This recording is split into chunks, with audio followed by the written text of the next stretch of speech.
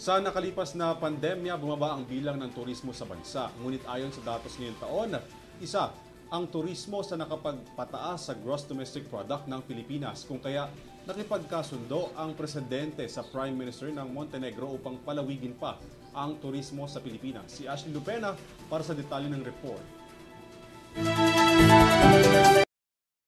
Turismo pa rin ang dahilan sa pagtaas ng gross domestic product o GDP ng bansa. Kung kaya naman gumawa ng paraan ng Pangulo sa pamamagitan ng pakikipagtulungan sa ibang bansa upang mas mapalago pa ito. Kinilala ni Pangulong Ferdinand R. Marcos Jr. ang potensyal para sa two-way exchange sa turismo sa pagitan ng Pilipinas at Montenegro na maaaring magpatibay ng ugnayan at magdulot ng mga benepisyong pang-ekonomiya para sa dalawang bansa. Sa nangyaring kamakailan na pag-uusap kasama si Montenegro Prime Minister Draitan Abazovic, binigyan diin ng Pangulo ang kahalagahan ng turismo sa Pilipinas at ang posibilidad na magamit ang matagumpay na estratehiya ng Montenegro sa turismo. Umaasa ito patungkol sa potensyal sa muling pagbangon ng Pilipinas sa nakalipas na pandemya.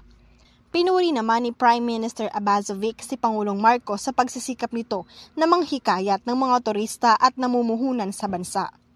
Samantala, nasa Pilipinas ang punong ministro para saksihan ang laban ng FIBA sa pagitan ng Montenegro at Estados Unidos na magaganap ngayong araw.